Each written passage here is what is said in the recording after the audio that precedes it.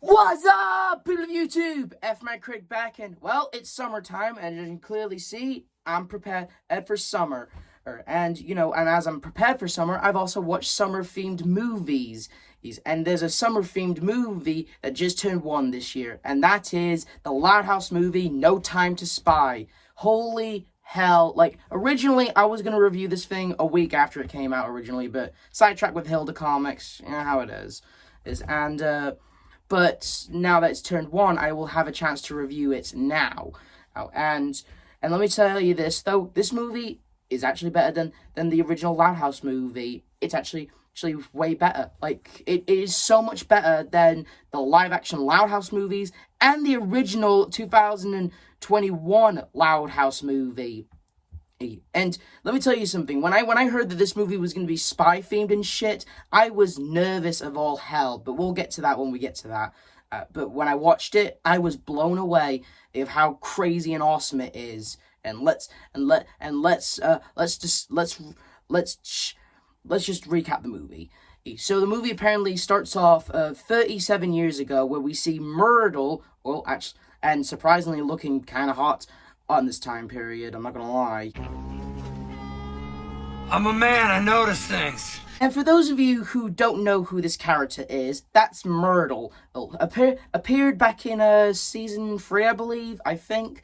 And she's Pop's girlfriend. And well, she's not his girlfriend yet.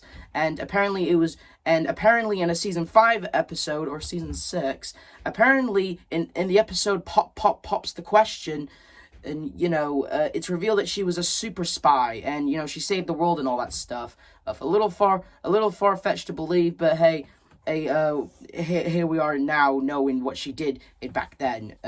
So, apparently, like, she's stopping this villain named Dr. Doofu, who's setting off this rocket and messing with satellites so he can take over the world and stuff. Typical super cliche villain stuff. Anyway, she managed to stop him, and he managed to accidentally get into the rocket. She disables the bits where it could take over the world, but he accidentally gets sent into space. Well, at least he's got a room with a view. And anyway, Lincoln's telling the story to Clyde, and apparently, like, after Pop Pop's the Question, you guessed it, Myrtle and Pop are both getting hitched. And let me tell you this, though, for some weird reason, Myrtle is played by a different actress. She's played by the same actress who plays Coral from the Casa Grandes. Now, here's what she sounded like in the Loud House show. Well, what's impressive is raising such delightful children. Albert, can you get my coat? And here's what she sounds like now. Oh, Lincoln, that was ages ago. All I can think about right now is the wedding. Like, I'm not like, being nitpicky here. I personally think that the voice is doing a good job, It does sound like the previous one, actually. It's barely noticeable, but I just wanted to point that out. Anyway, Lincoln's excited because, he's about to have a retired secret agent for a Gam, and Myrtle, she has a very important job for Lincoln, taking care of the wedding rings. And, basically, they're about to go on vacation. The Loud sisters are up to their usual Loud House sibling stuff where they create chaos just to hurry up and stuff. And, they get on a plane. We're introduced to this character named Fifi. She's the villain. Yeah, she's the villain. Like, straight up. Like you wouldn't set up this character just to, she shows up and she's all nice and all sweet and, to quote a line from Kitty Softpaws. Nice try. Classic con. No one's that dumb, no one's that nice. I don't trust you. And let me tell you something, she definitely does play that whole, no one's that dumb, no one's that nice, Anyway, Lynn, after, making her a mess, Lynn's all like, we're never gonna see her again. Well, see her again, because she's the villain. But we'll get to Fifi being the villain real soon, because I have something very interesting to say about Fifi when we get to that. Anyway, so, basically, Albert and Myrtle, they're basically just settling in, getting ready to go fishing, and Lincoln, he's ready to go fishing, but then he notices someone suspicious, and, well, since he's still a kid, he automatically, and since his soon-to-be Gam's an old secret agent, of course, he thinks they're up to something bad, and apparently, they are up to something bad. When Lincoln was spying on them, apparently the henchmen were out to kill them, and Myrtle, she takes good care of it. And, knowing that, the island is up to something, she contacts her old boss, and she knows that this is too dangerous. She can't allow her new family to get hurt on this whole thing. But when she went away, Lincoln can use her phone, message her old boss, pretending to be Myrtle, saying, "I'm on it." Oh, Lincoln, what have you gotten yourself into? And well, anyway, he finds out about the boxes that had the big message on it, and he goes to the restaurant. Myrtle knows what Lincoln's up to, and she runs into someone who's about to make the biggest tip of his life, and I'm pretty sure this is the same person who voices Hunter from the Owl House. Anyway, but we don't know his actual name, so we're just gonna call him not Myrtle, because he pretends to be Myrtle. Well, he has to pretend to be Myrtle. And, he had to pretend to be asleep when Albert was walking in. It's a good thing that Albert didn't want a late-night cuddle. Jesus.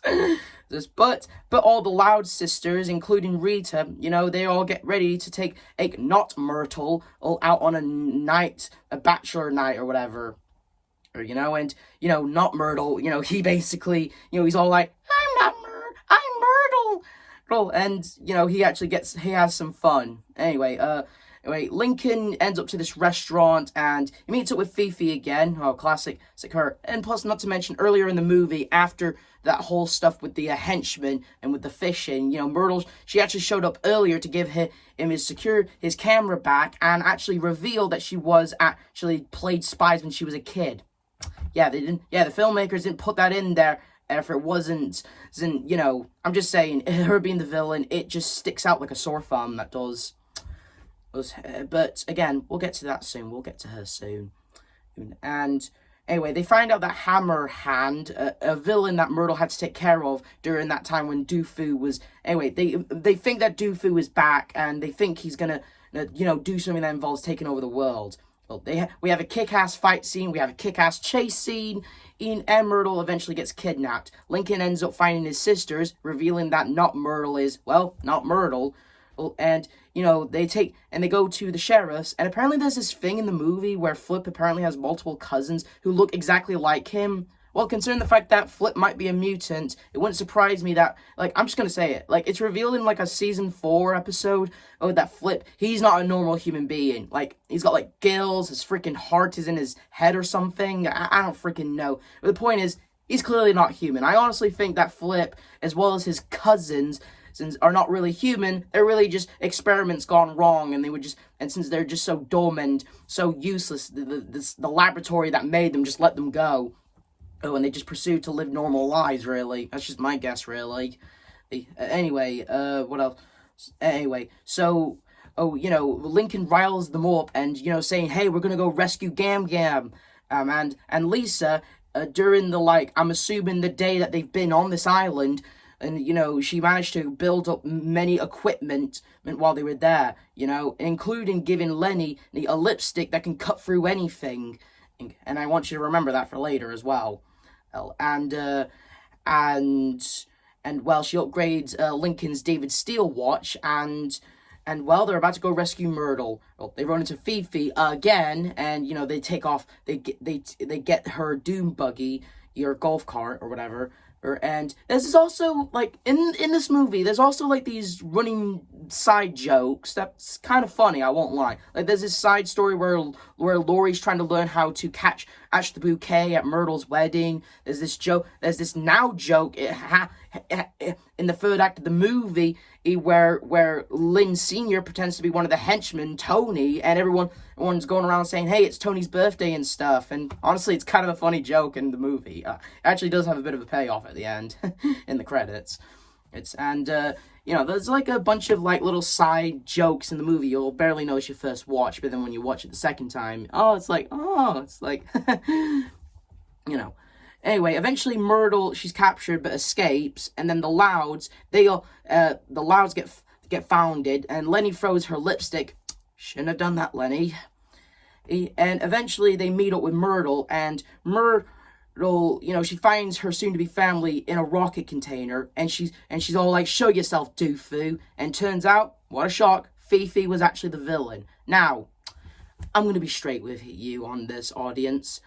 The Loud House villains, they suck ass. No, seriously, the Loud House villains, like every single villain from the Loud House, suck. It's just proof that the writers are on drugs or were drunk when they wrote these villains. Like seriously, I have I have gone to depths before of how much I hated Loud House villains with my friends, and they all know it, they all agree with me that the Loud House villains suck, okay? And when, and let's just say this though, the closest we actually get to a half-decent Loud House villain is Vic, okay? Because he actually has a reason why he hates the Louds. Well, the other Loud House villains, they're either fucking stupid, totally annoying, or just flat out with stupid motivations.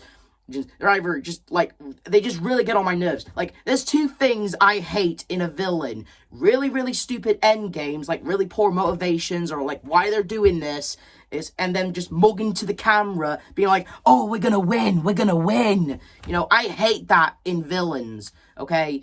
And Fifi, she does do a bit of camera mugging in this movie, but, and considering the fact that this movie was a spy movie, and considering the fact the last time we saw spy villains in the Loud House, I will not mention their names, by the way. I will not mention their names because they were the worst out of all the Loud House villains. But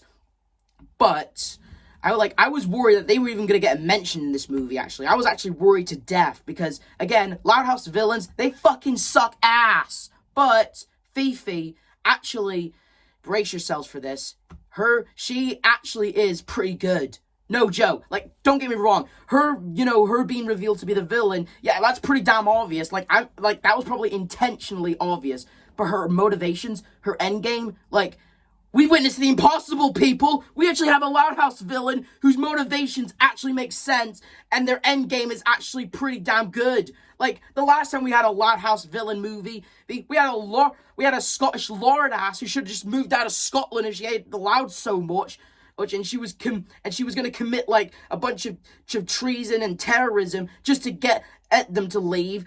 And I'm just saying, normally Loud House villains suck ass, and it made me expect this villain was not gonna be any different. But after watching this movie and watching Fifi, holy shit, man, we have witnessed the impossible. A Loud House villain, like an actual storyteller, an actual writer probably put down their bottle or put down wherever they were smoking and actually got to work on an actual villain that actually was pretty good, round of applause to whoever thought of Fifi, okay? Round of applause, okay?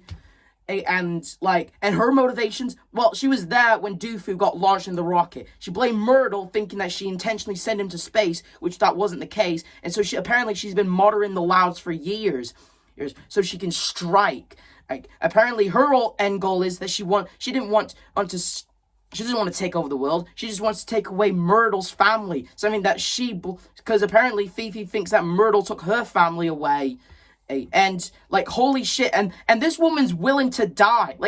During the movie, Myrtle's all like, "Hey, give me the remote and I'll pull you up." The woman would rather accept death than to not go through with her plans. That is some good writing. That's good villain writing, that is good villain writing, especially for this movie, okay? We actually witnessed the impossible. There's actually a good Loud House villain. Not one that's poorly made, not one with terrible stupid motives, not one that's just flat out annoying. We actually have a good Loud House villain. In a way, I can't believe I never thought I'd say these words. I actually respect a Loud House villain. Anyway, the rocket is launched, the Louds are sent up, nearly about to go to orbit, but Myrtle, she manages to sneak aboard, but apparently she planned to get in there, she didn't plan to get out, and Lincoln, doubting himself, thinking it's all his fault, but Myrtle has an idea. They use the toilet, the vacuum tank, the septic tank to get out, but apparently there's only one person can go through. Just when this movie couldn't get any better with its villains, this scene hits. Because apparently this movie, it really goes out of your way. No wonder it's the best Loud House movie we've gotten so far. Because this scene, it does play off like a normal Loud House episode. but then, like, when you get to the third act, holy shit, it really gets good. Like, it really gets good. Like, there's this scene where only one has to stay behind, and so the septic tank can go down and save everyone. But, you know, at first Myrtle volunteers, but Lincoln, since he blames himself that he got everyone in this mess, he goes through. Even though I honestly feel like they had enough time. Like, whoever had to stay behind and activate the septic tank, I feel like they had enough time to do it. Like, I can't play the clip, but I'm guaranteed you, Lincoln probably had enough time to not only activate the damn thing, but go down that hole, you know? But no, it plays off dramatically. It would have been nice if Lenny didn't throw away that lipstick that she had, like when they were earlier in that movie. Yeah, this is why you don't give characters weapons that could easily, you know, be more super easy, barely an inconvenience and stuff. But, you know, I guess that's the reason why Lenny threw at the guards earlier, you know, because, you know, if she didn't have that lipstick, we wouldn't have this dramatic, emotional scene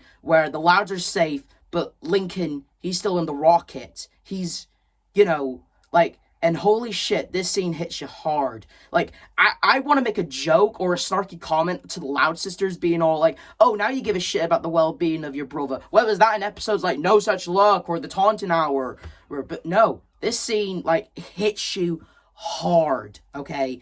It is like the scene from the Rise of TMNT movie where Leo had to sacrifice himself. It hits you like that. Like, not only are the Louds upset, but we, the audience, are upset knowing that Lincoln might never return to Earth. Like, Myrtle, she's upset, looks at his comm, looks at the drawings he made of him and her, but then he realizes there's a way to maybe bring him back down. I forgot to mention earlier in the movie, because I was too focused on Fifi, that Lisa invented this laser, or that Lisa hides from her rivals, apparently, and, you know, they hack into it, and you know, get Lincoln back onto Earth, and, yeah, like I said, and Albert goes down there and saves him, and holy shit, that scene was, damn, what a scene. A year later, and it still hits you, it does, you know, it just, like, everything, from beginning to end, it hits you. Like, no wonder this is the best Loud House movies so far, you know? We got an actual villain with actual really good motivations and a very good end game and a very goddamn emotional scene. Like, remember when I first reviewed the first Loud House movie back a few years ago, and I wish that there was a scene where the Loud Sisters was all like, I wish we were better to our brother. Well, my wish came true on that one. Anyway, everyone's reunited, everyone's happy again, and you know, the wedding goes on. And apparently, although I don't have the picture, Fifi and Hammerhand are still alive. Like, to tell you the truth, like, I was hoping Fifi was dead. Like, I know it would have been dark for this movie, and it was already dark enough, but still, considering the fact that the movie starts off with her husband been literally going to space with no chance of returning to Earth and possibly died up there, I'm surprised the movie didn't end with her be confirmed to be dead, you know? Or at least still missing, you know? Like, that would have, like, really been good, is all I'm saying. And, like, but I get it, it might have been too dark, but I say, fuck that. I say we should have killed Fifi and Hammerhand off. I mean, I know that would have been dark for this movie, but considering the fact of how dark it was earlier, I'm just saying, it should have confirmed with that, you know? Like, again, the woman was so determined to go through with her plan. She'd rather accept death than, you know, than end her whole revenge plan. In a way, respect, you know? Anyway, the movie ends happily with Myrtle and Albert getting married, Laurie catching the bouquet, getting a threat from Myrtle's old boss, and the movie ends happily at the wedding. And holy hell, the Loud House movie, No Time to Spy. Oh my god, like, when I first heard of this movie, I was nervous about it. Like, were we gonna get another Loud House movie, 2021 deal, or were we gonna get a family bonding sort of deal with a fucking awful villain? But I was wrong.